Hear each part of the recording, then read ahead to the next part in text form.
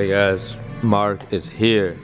Let's jump in the Super real quick. Mounted that panel up. 3 bolts, mounted it in. This one's a different color. Won't be like that on game day, but for right now it is, because I didn't have the right length.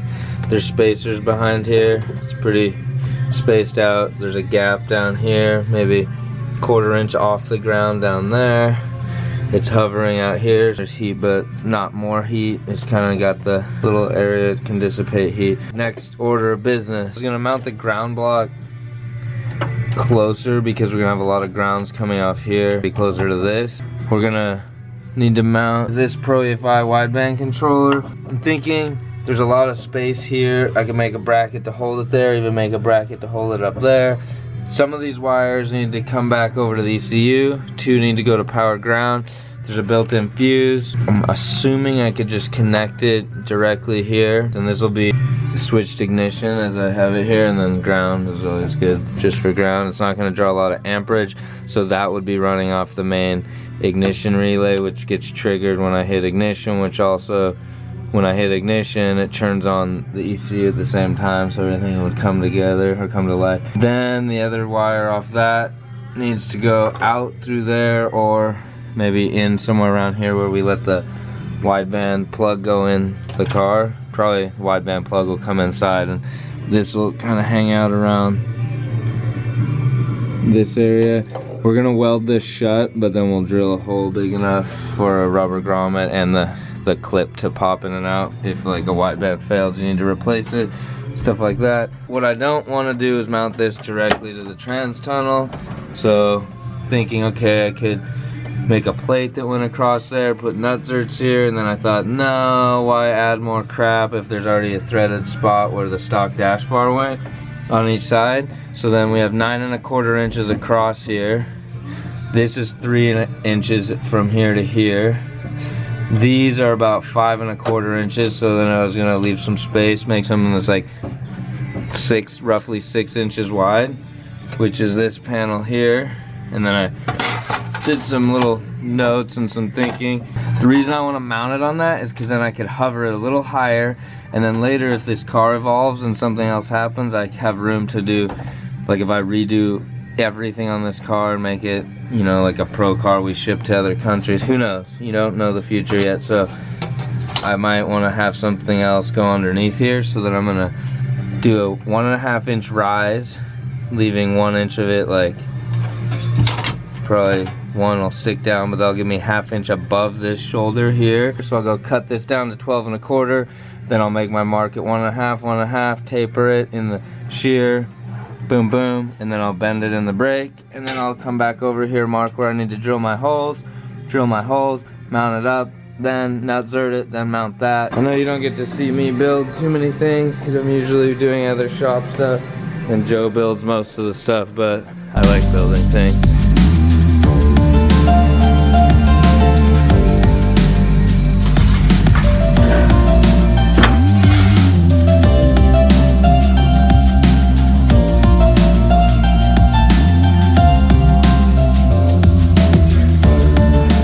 Get it?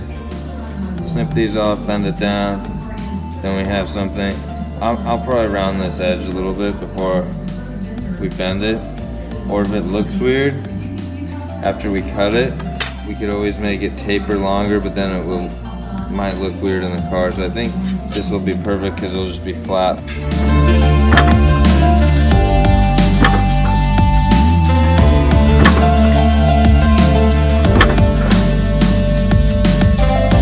So if you're not careful when you bend stuff in the brake, like let's say you bent right on the line,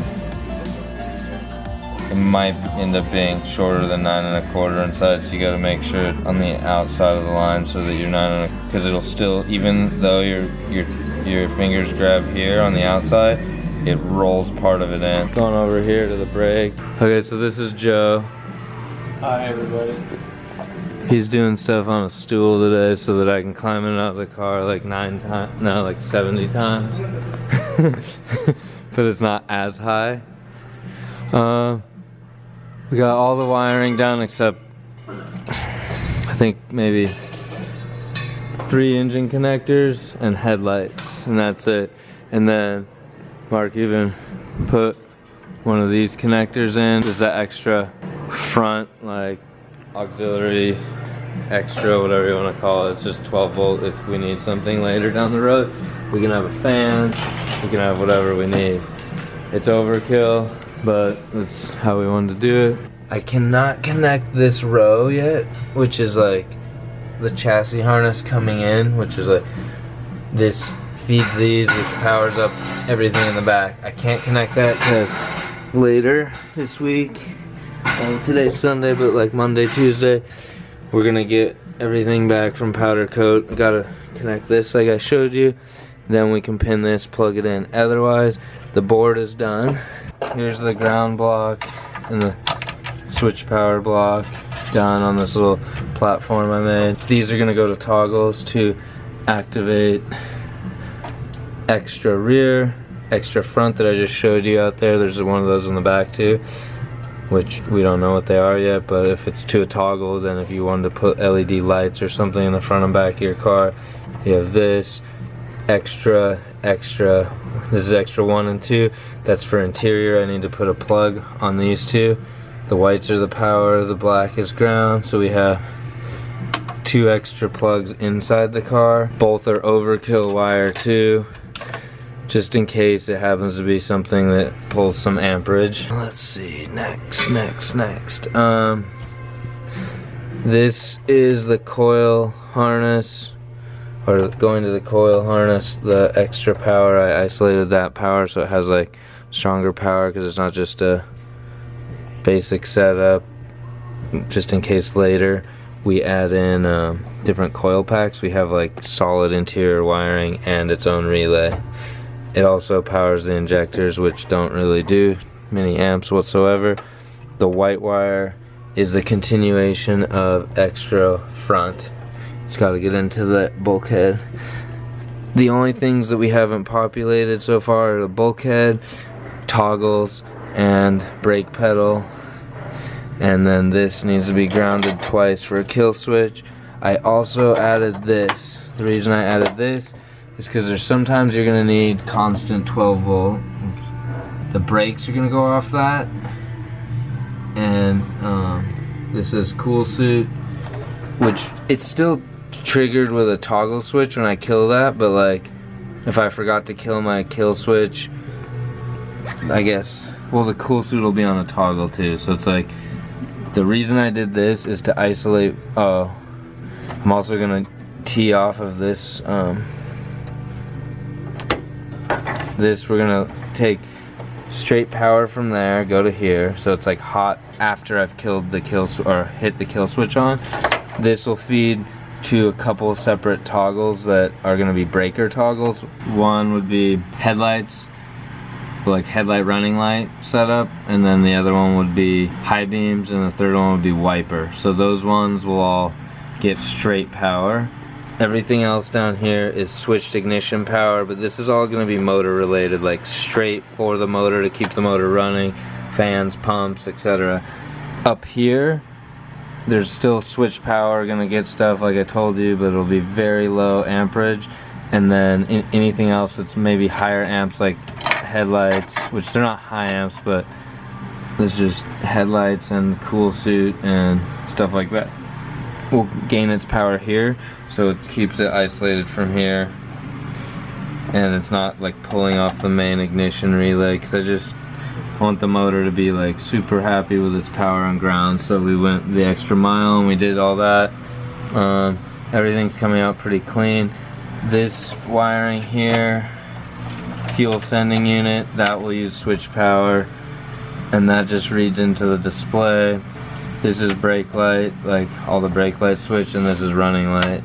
So brake light will go up and over to there if it can reach. If it cannot reach, I'll go to the brake over there and it'll just kind of connect in here. We'll like connect it. This will kind of, this wire is gonna go up along here to keep it out of everyone's way, like that. This one just heads down here. Probably have to trim some of this rake cam back. It's starting to make sense, guys. Now, another crazy thing that's gonna take a whole day, if not maybe more, is populating this. But we have next week and next weekend.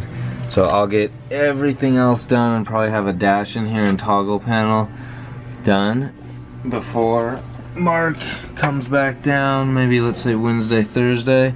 And when he does, maybe we have like 2 really late nights in a row and do as much as we can on this.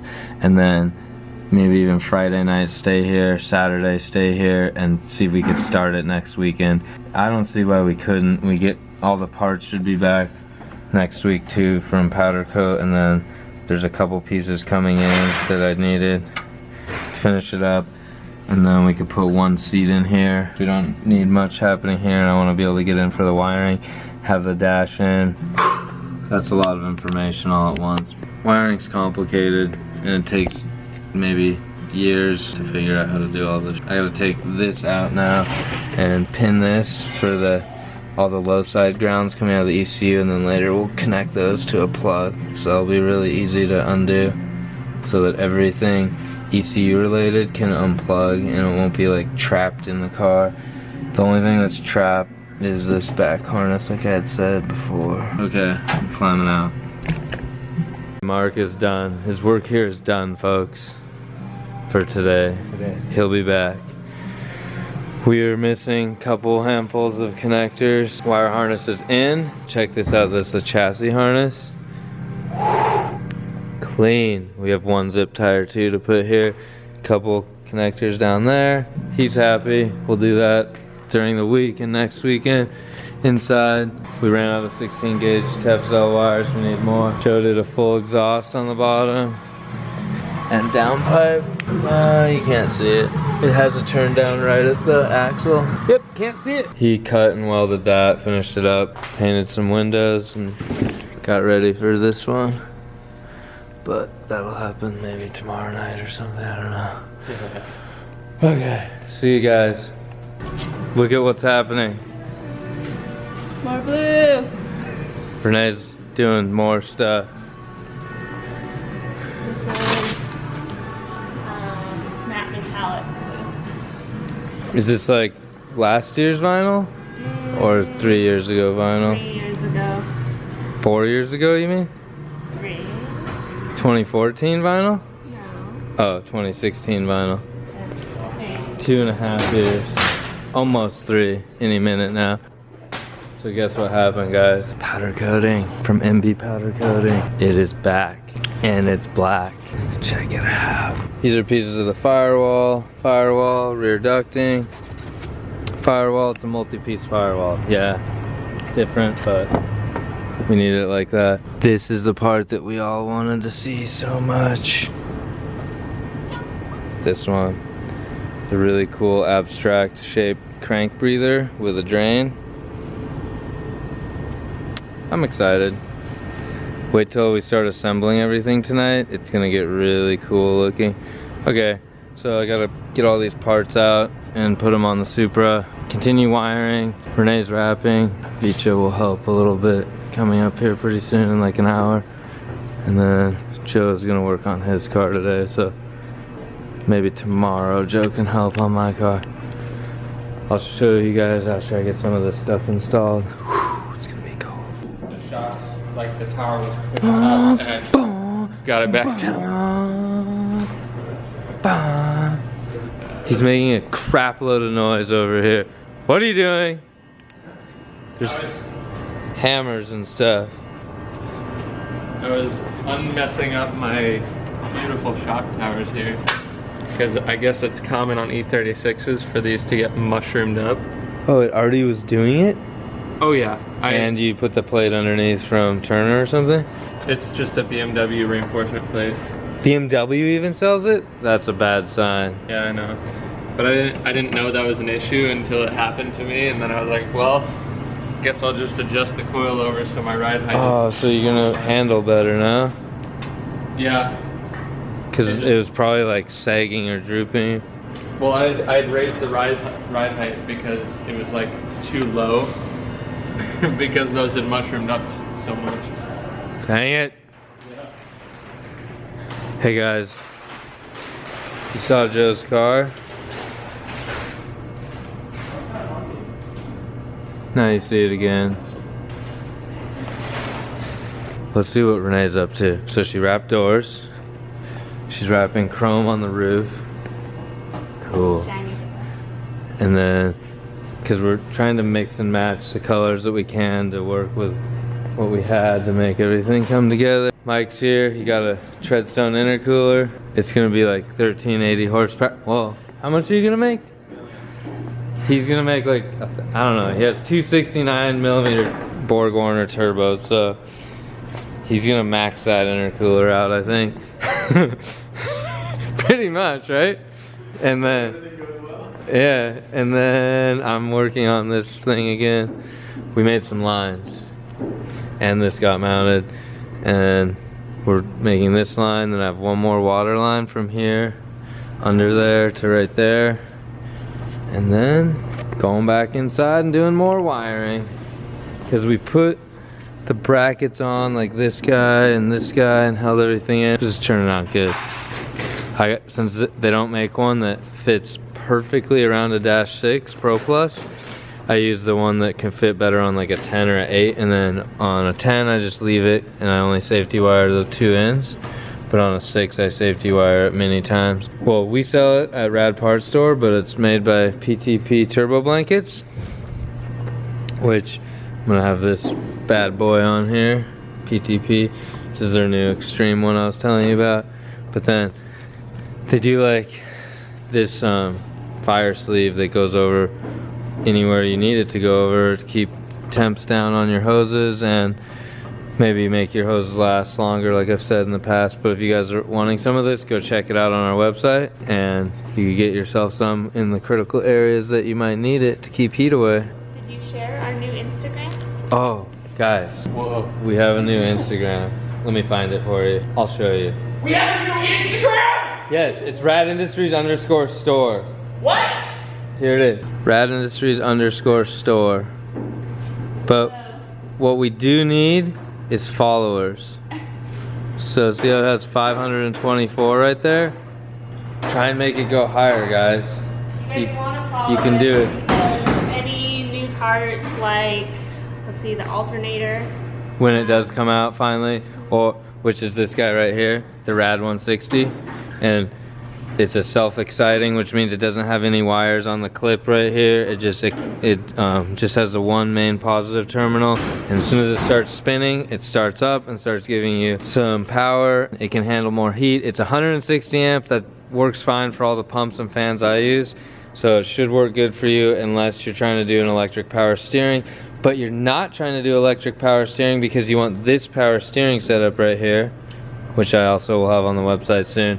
And when it comes out, it'll be on the radindustries_store or the radpartstore.com. AEM products can be on there. Borg Warner radium stuff is on there. So pretty much all the stuff that you want to build your race car could be on there.